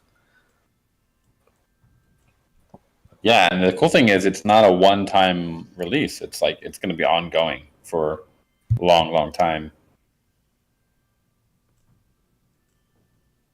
Yeah, great thread here though. Really very well done. I feel like you've been studying under Master Yang. I was like, he did the TLDR on it pretty well. Yeah, I am his apprentice, I guess you could say. But he never put it down in writing, like as far as I know. So you did a great job of. It's not his. It's a story that is shared across many. So you did a great job of putting that out there and then tying in Aavegotchi. So what we're trying to contribute. I spent many hours talking to Master Yang and getting his distilled knowledge on what he's doing, and he's helped me out along the way. So definitely not all these thoughts are original, but I just thought I'd put everything together in a place where also some of it was taken from the Book of Kek, which is, we have the Gotchiverse Bible, but the Rare Pepe community, they have something called the Book of Kek, and that is their source of truth for all things history related. So that was a nice resource for that. But there's going to be, there's an interesting part in this Book of Kek. It's card specific lore. And you should go in. It's a good way to get some ideas on what you might want to do with your fake Gotchi cards, because there's specific card lore. Like certain cards would give you access to Telegram groups. Like if you have the Hair Pepe, there's this thing called the Salon, and it's like this Telegram group of people that just own that card. There's like these little quirks, these interesting things that they've done that might really be inspiring for fake Gotchi creators. And so maybe I'll grab that. I'll put it down for you guys here. But even if you're not into Pepe's, I think it's a good way to look at those cards and see how you might want to do your fake gotchis.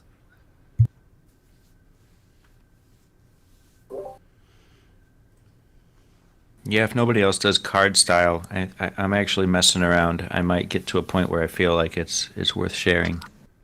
Nice little card. I like the cards. I was talking to Rare Skrilla, who's one of the originators of fake rares, and just talking to him about his early journey getting into this grassroots community and what it started doing. And he was kind of like, he's like, dude, I wasn't an artist when I started. Like, I had this creative drive, and I started experimenting. I just started drawing shit. Like, I just started making stuff and just sharing it with people and then iterating on it. And he's like, the beautiful thing about the blockchain is that even if you're not an artist and you start today and you have the creative mindset to start putting stuff out there, people 10 years from now will be able to track your development as an artist and look at No Futuristics or Hefe's like early works. Like, look how far he's come, and maybe those early works do have value at that point. So Absolutely. There's an opportunity here where if you're inclined to be artistic and creative, you can, and you already are to some extent, or you're not, but you want to get started, you can really transparently have that journey on chain. So that's interesting in and of itself. Yeah, I agree with Mycalium. Let's see what Roxiano brings for a sequel to not just the fake gotchis, but anything else she's working on. Oh, geez. Okay. What are you working on, Roxiano? Spill the beans. Well, I'm thinking about making stories for my gotchi characters, like backstories and stuff. Like Wishbish or perhaps others? Yeah. I have 2 Aavegotchis right now, Wishbish and Game Babe, but I'm thinking of giving backstories to like my gotchi art NFTs as well, or maybe like the future ones I make for the fake gotchis and stuff. So that might be something cool that I could do.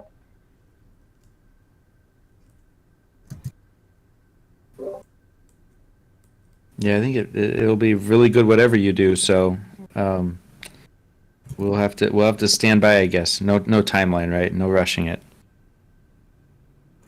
Oh, that was another thing. Real quick. Oh, sorry. I was just gonna say, like the Kawa, the Crypto Art Week Asia thing that went on simultaneously with Singapore Crypto Week. That was pretty epic, and they did display. Oh my God, what's the name out of Japan? Dan, you know what I'm talking about. Excalibur, yeah. They showcased his piece, their piece that features Aavegotchi, and that's like probably a year old at this point. That's like a OG crypto art piece, crypto Aavegotchi piece. So I was super happy to see that in the gallery showcased. I was fighting to get more. It was kind of a catch-22 because like we're not live yet with fake gotchis, but even some of like Roxiano's work and stuff, but they did get that piece in. They got the Excalibur in. So I think one of their insistence was it needs to be work from artists from Asia, naturally. So it made sense to feature Excaliburs.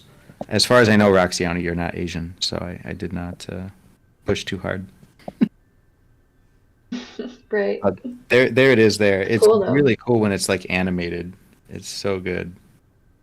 Yeah, I love it. I love the colors. It's so awesome.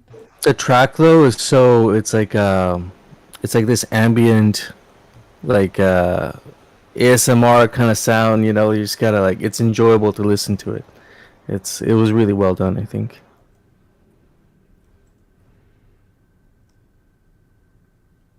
I'll try to find Mavis's tweet about it. He's got a little bit of the animation captured. Sorry, that was just an old screenshot I had. The animation really takes it next level because there's little animations within this thing that you may not notice. You really got to look for them. Like the fire, and then you got some in the background there. It's really cool. Not to derail the convo here again, but I don't think we've mentioned this yet. On the blog here, we just published this piece about GMI. we've been publishing a bunch of pieces about like the guilds in Aavegotchi, and so yesterday was the GMI's turn. So if you guys if you're curious about the origins of GMI and what they're up to, it's a great blog post to check out. Appreciate you guys. Thank you for publishing that. And also shout out to for Thrax for helping us drop this new logo. We just woke up one morning. We had no idea he was doing this, and he created this insane logo for us. What you want to talk about? What the logo is?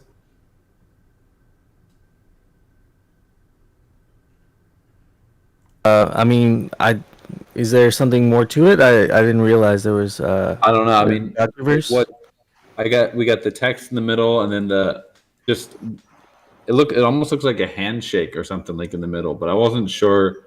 It's like a small image, so I can't really see. But is there any like story behind it or anything going on there, or is it just it kind of looks like a Pangea or like a handshake? I love logos. I love I always look into. It's a mirror image of the blog picture. That's what I thought it was. Like you're seeing those alpha mutants coming from the top and the bottom.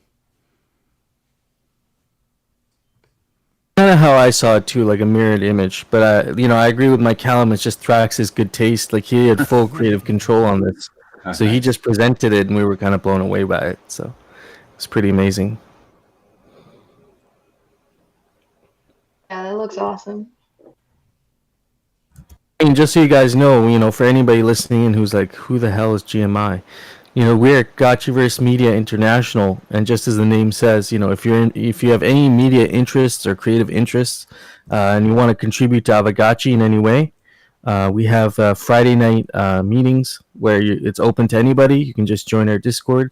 You can come hang out, grab a roll, and we can either you might maybe meet like-minded people like yourself and get to collaborate with someone, or if you have some really great ideas, we can help you bring it to the surface and see if we can make it a reality for you. So that's the kind of essence of what we do, but it's also a fairly tight-knit group. People have got to know each other really well now, and we're able to collaborate on bigger things like the Guild Summit. We've done an Artist Summit. We have some other events planned coming down the pipeline, but we just really want to contribute to the public goods sector of the Gotchiverse and make it just a really fun place to be. So, yeah, GM friends, just following up on that too. Just really good coverage for GMI this last week, and in general, we mentioned this in the Twitter space earlier this week on Thursday a little bit as well. But the exciting part is from the outside looking in. You can't see Aavegotchi without seeing GMI at this point, because it's just really interesting to watch such a community-driven endeavor have so much to do with the current ecosystem and features and coverage and promotion. And so other communities are going to start to look at what we're doing here as kind of the mark. And so just well done, everybody involved with GMI and Aavegotchi Gotchi Gang in general. That whole entire enthused user base and base of support is very impressive to almost every other protocol out there that's still struggling to hit 10 to 30 people on community calls and have consistent show up at their weekly hangouts. And a lot of social generation is very difficult to achieve, and we do it so casually here on these 100 plus calls every week, like there's nothing to it. And so well done, keep up the energy. Right. No bear market vibes here. Just right, absolutely. Saturday, we got a Saturday call with there was about 120 at the peak, I think, today. Very cool. I think it's actually before we were getting about 70, 80, and then we started adding the event here in Discord, and now we consistently are hitting about 120, 130 every week. So that definitely helped. We should honestly probably do more with that and just let everyone know. Maybe we don't want to go and make like a full announcement. Like, hey guys, hangout's happening, because I'm a guy that if you ping me too many times in your Discord, I just mute it forever. It goes into the black hole of Discord. So we try to keep the pings to a minimum here, but having the events does definitely help. Well, we've got such a diverse group right now listening that I'll put the call out because we're always recruiting, we're always enticing with fake gotchis happening and just with all the game dev happening and all the stuff happening. If you've got that next project in your mind, or you're thinking that you want to start dropping a lens series, or you want to make something, or you got a track that you want to record, please reach out. Like we're hungry. We're always looking to find someone else's content to help promote and bring to market. So by all means, don't be shy. Yeah, and we were We're talking the poets. about adding more shows. We got to fill that hour between D420 and the GMI call. Yep. I was gonna say we're the poets. We need the Gotchi poetry jam to go down. I know, Mike Callum, you started that, but we could definitely, if you guys have any poetic types in the audience, we would be happy to have you. My question is, what is the show that fits in between District 420 and GMI, the weekly call? What's the content that this user base wants for that 1 hour in between? I'm just riffing here right now, but I think that it'd be really cool because we were talking about rotating hosts last night with Dr. Wagme. It'd be really maybe interesting if we could set up like a weekly guild chat and have representation from one of the ecosystem guilds to come and just kind of do a little spiel themselves. But who knows? Just brainstorming.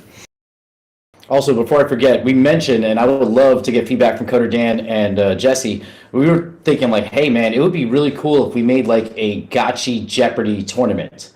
I think it was Dr. Wagner. He said that, oh yeah, Bowtie Nerd and him could write up the questions, but make like a cool Jeopardy tournament. Like maybe it's a month-long one where, kind of like what we did in New York where everybody was answering the questions. Maybe a little bit more challenging because Gotchi Gang was knocking those out of the park. But like a full-blown, like 1 month long Gotchi Jeopardy tournament. Yo, that is not a bad idea. People love Jeopardy. Like, dude, for real. That's actually a really great idea. We could build that out and make it look great, like visually, and have it be a real, like, good event that takes, like you said, a month-long event. That would be awesome. Yeah, weekly tournament. Like every week, you have like a series of competitions. The hardest part I think would be just getting the questions, and then also how do you have people answer them? Like there has to be a ring-in system of some sort. But I know we were talking about different services that do that kind of stuff. But I would be really hyped to play some Jeopardy, Gotchi themed Jeopardy with the Gotchi Gang.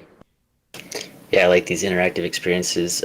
Dan and Jesse, did either one of you guys have any exposure or awareness of what John Gotchi recently did with his escape room on-chain scavenger hunt experience? No, I've not heard about that. I miss a lot of the stuff in the U.S. time zone.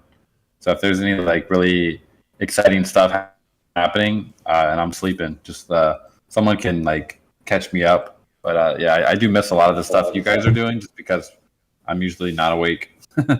But sometimes we're too humble to ping you inside the GMI server, but I see you pay attention in there sometimes too, so I'm sure to try to drag you along for some of this stuff. But he did this amazing experience where he released like a visual image first, and people could go check out this visual image, but then he encouraged you to inspect the elements, so F12 and console check, and dig through the details, and that led you to another IPFS link which had some lore, which led to another image that had 4 parcels on the Gotchiverse map circled. And then you needed to go to Adventure.io or in the Gotchiverse itself and visit these 4 parcels, and you would find a string of characters spelled out on the parcels using tiles in the Gotchiverse. And then you had to assemble all 4 of these parcel tile strings and find a way to deduce them because they weren't just in straight order. And you had to find out how to decipher it, and then you had a wallet address that you went to this front end that he built, entered the wallet address, and you could unlock a loot box. That's crazy. That reminds me of like what I was watching. I think it was like maybe CoffeeZilla was talking about I think it was the Ryder Rips video. He was talking about the Bored Apes, kind of the puzzle that they made, all the stuff that went in that. But it sounded very really fun, and this sounds similar to that. What I really enjoyed was I actually watched. When I was watching that guy's video, it was fun watching him solve the puzzle. So, but maybe no future. That'd be awesome content if you made now that if you know the answer now, it would be pretty quick probably to go in and actually stream that, or maybe not stream, but like make a video talking about that puzzle. That'd be great content. I would watch it because I didn't get to do it. Yeah. Is it still live, Mike Calium, or did that go down already? He had it set up initially for 24 hours, and like only one person cracked the code, and so he gave us another 24 hours. So it was 48 hours in total, and I think 4 people ended up successfully completing it and making the claim. Wow. Okay, yeah, I can link up with one of the 4 that have done it, so I don't have to like recreate the wheel and do it 50 times slower. Then that would be really, because I'd be the one trying to walk around in the Gotchiverse for 3 hours looking for these parcels versus going to adventure.com. Definitely, yeah, I can help advise there. I was lucky.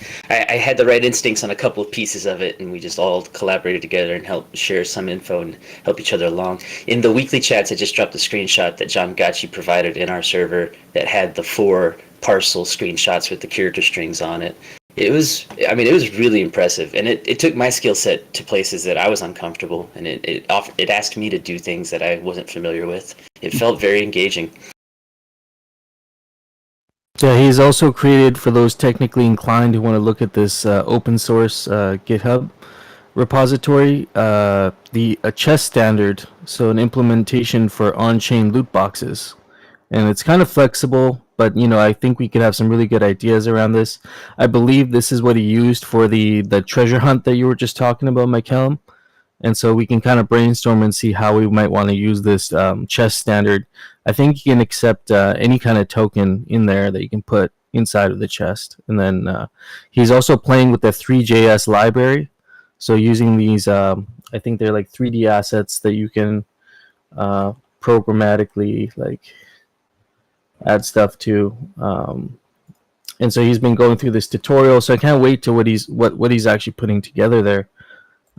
This John Gotchi's the Web3 school is a much larger thing that he's building, but these are just these are aspects of it that we can implement and use within our kind of ecosystem currently. Well, and if someone can grab a link and drop that on the actual Web3 school too, that would be much appreciated, because I'd strongly encourage anyone that hasn't participated in the Web3 school itself to also take a look. Because not only is it just interesting to do and be a part of, but you've got to see the concept in the platform and start being creative about how he can adapt this presentation into other content, because I see an easy forkable concept here in a really useful way. It's funny because we kept talking about it yesterday, and I thought you guys were saying chess, like CHESS versus chest, and I just realized that now it all makes sense. I thought he was like, oh, this is going to be, we're building a chess game or something like that, right? And I was just thinking of all the controversy in the chess world, but it's chess, so I was in the wrong ballpark altogether. Well, it's funny you mentioned that in the future, because last night we were talking about some really simple games that we could look at, like the Jeopardy kind of platform concept. I am also very strongly interested in building a Gotchi-themed chess platform, either as a mini game or as something that could be done inside the Gotchiverse in a physical layout.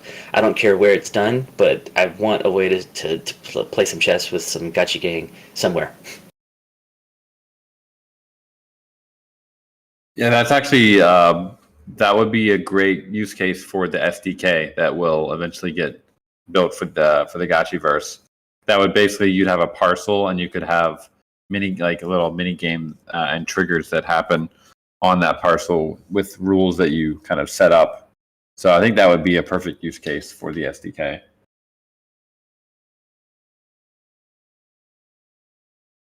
We're on our way.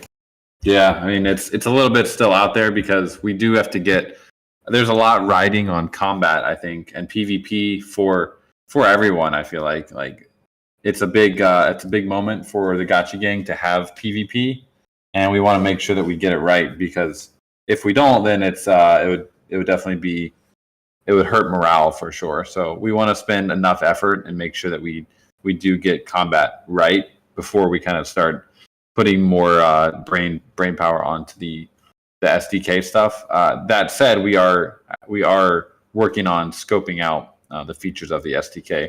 We're just not actually starting to build it yet until combat is at least on its way and confirmed with a roadmap. But yeah, I definitely think there's a lot of potential with that. I don't want to get too into the weeds in this particular topic because this will expand after the fact with some other stuff that I'm working on. But has there been any discussion at all at Pixelcraft regarding any kind of carbon impact, carbon mitigation, or any kind of carbon discussion at all?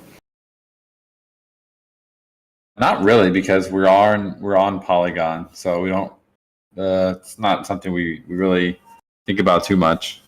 Is there a specific area, like the AWS servers or something that you?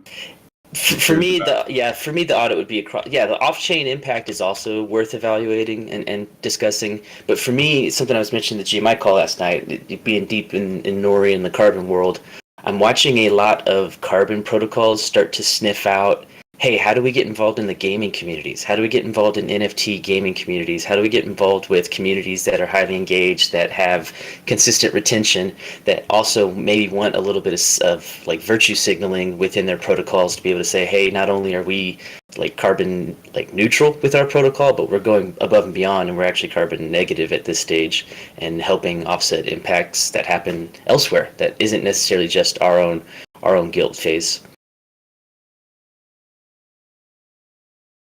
I mean, it's not. I feel like that's in our current stage of where we are as a startup. I feel like it's kind of if we spend. I don't know what the process is for that, but if we're spending money to do that, then that's money we can't spend on other like developer costs or design, things like that. StepN recently went through that because they were allocating some of the platform revenue into carbon offsets, and as their platform has kind of imploded, that was one of the first babies that they threw right overboard and said, to hell with this, we can't do this. Now what's interesting though is there's something called like Menthol protocol. Climate DAO is another example of it, is these carbon platform aggregators. Menthol is interesting because you can list contract addresses of anything out there on chain, and Menthol has this Menthol bot that will evaluate what that contract's carbon impact is, and then anybody can be the ones that contribute resources to help offset those impacts. So it doesn't have to be Pixelcraft the ones spending money to do it. It could be the Gotchi gang, those of us that are interested in it, stepping up and being like, we want to make sure that Aavegotchi's got a clean slate. So I think we're about to see more opportunities to have some integrations there. But I keep hearing, discussions of like a Gamers Carbon Coalition or the Carbon Coalition of Gaming Initiative or something like that. And I don't want to miss being, in Carbon and in Gotcha Gang. I don't want to miss this opportunity. So something you'll hear me talking about more in the future. Yeah, that's. I mean, if I know Hardcore had his idea for like the NFT trees, planting trees in the Gotchiverse. I think that's a pretty interesting idea. Yeah, he's got the whole thing drawn out on a Miro somewhere. But something I was mentioning to these guys last night, for me, I see very easily that we could have like nature preserves in the Gotchiverse. And so if a spacious parcel was procured and then loaded up with these carbon-backed NFTs, these NF trees, then you could essentially have like this park preserve, this nature preserve of this parcel that's covered in all these actual carbon-backed assets, and you're also eliminating that alchemica from ever entering circulation. And so it's like an actual Anwar reserve. Yeah, I can definitely see installations that are or like decorations that link into that and are related to these carbon initiatives that people could buy with alchemica.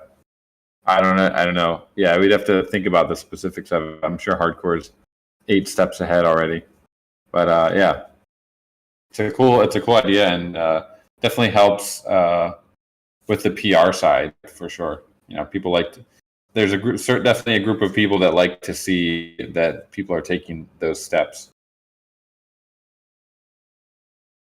Yeah, right on. Like I said, yeah, exactly. He has been hot on this for a long time, and so I want to make sure that we follow up on this. And I'm in a great position to have good access to the right resources, and so I think we can come up with a plan together that suits everybody and still gives us some first mover advantage. So something that we won't let go of and talk about in the future times. Before I get off here, just wanted to let everyone know, if you haven't watched this video yet, we did a nice deep dive with D-Work, and we'll be getting the Discord.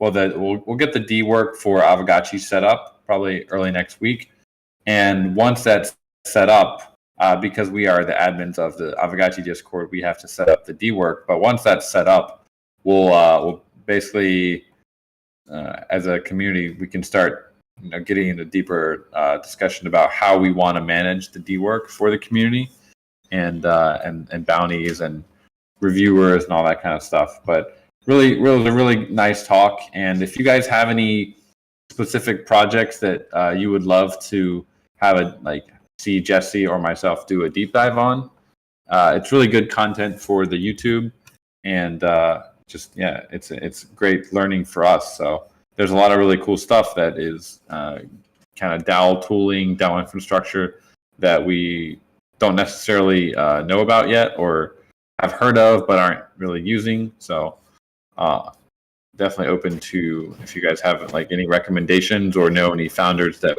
are looking for this kind of opportunity. I'd say an easy next one. I don't know if you guys have had the opportunity to experiment with payroll on Parcel Money yet, but yep, we're actually using that now for our payroll. Good, right on. Yeah, we've been thrilled with Parcel. It was just kind of exploratory at first, but the more we use it, the more we like it, and they're iterating really quickly, and they listen, and so I'm happy with what we're seeing. Yeah, we probably should do a deep dive with them, even though we're already using it. But maybe there's probably features that we aren't using. Yeah, it could definitely be one of them. Their big alpha tease that they keep talking about is NFT management within their platform, and so that would be a huge improvement for the Gnosis dashboard. Yeah. It seems like Gnosis isn't really working on their platform too much. It's kind of it is what it is at this point. Or do you see any more active development happening on it? They renamed it here recently. They rolled out that whole. Well, Gnosis Safe is now their full brand. I mean, that was a couple months back. That was the first time I'd seen them do anything in a while. So, I mean, that's a decent pace, right? Once every 6 months or so. Yeah, I mean, if it's not broken, don't fix it. But so it's great. They're probably not going to change the smart contract, but maybe they could do some. Even the UI is good too. So I guess there's nothing they are. I don't know. I'd be curious what they are working on with it. It's the safe apps is where I see weakness. Their allowed apps are really weak. We can do some things in the Gotchiverse, but it's you can't open OpenSea from the Gnosis dashboard as a safe app. That's not even programmed yet, and that's ridiculous. I think the way Anubhav, the founder of Parcel, he made a good point that Gnosis is fairly basic in its utility, but because it's open source, it's kind of meant to be iterated on, and that's kind of where Parcel really sees their use case for their product is this layer, a nicer interface and better, more utility built into their platform on top of Gnosis. So I'm not so much thinking Gnosis is going to have some killer features, but hopefully people building on Gnosis maybe will be able to figure out some other better iterations on top that have those features. But we'll see, right? Slow and steady, like you're saying, McCallum. Very quickly, Penske asked a question about when DAO adds liquidity for Alchemica as voted. Do you have any update on that?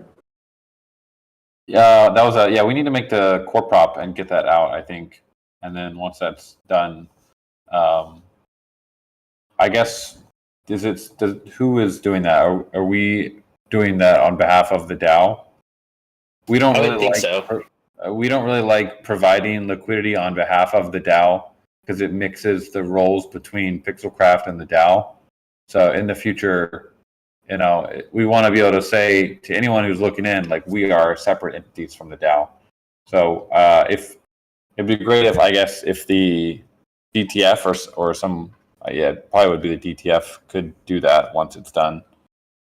Okay, so you're saying they could provide the liquidity straight out of the DTF allocation, and then just in general when the Pixelcraft re-tops up DTF, that's how that is made whole. Yeah, we can send the Alchemica from where it's being currently held by us because there's no holding wallet for the DAO at the moment, which is also something we're working on with the community. But as far as actually going and doing the transactions to provide it, it shouldn't really be us. So if we That are, makes sense. I think the DTF. Well, we gotta chat with Dr. Wagme about it, but we're kind of in this like transition phase where things are being figured out, and it seems like we're getting close to a point where everything will be smoother as far as on the finance side. So yeah, we'll get the core prop out next week. That'll give us a week.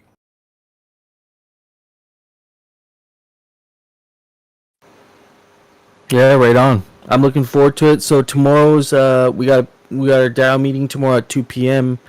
UTC. That'll be right here in the Discord. We will be discussing Dr. Wegme's idea that he put up there, some housekeeping stuff, and also I wanted to talk about the Notion page. I've put together a way to get your funding, apply for funding, way to check where your proposal is at. Whether it's in review, whether it's been funded, whether it got rejected. You can go check it out. Check it out yourself. So there's a few features I've added to the Notion there, and we're at a point now where people can start using it. And so I'll get the link out there tomorrow. We can talk about it, and in addition to anything else that we might want to discuss. But I feel like those things will probably take up a decent amount. Nice. All right. Well, thanks, friends. Great hangout, and I'll see you guys tomorrow. Yep. Have a good night. Later. Enjoy your Have a good Saturday. Thank you. Good day, everybody. Bye. Later, friends. Peace out. Peace.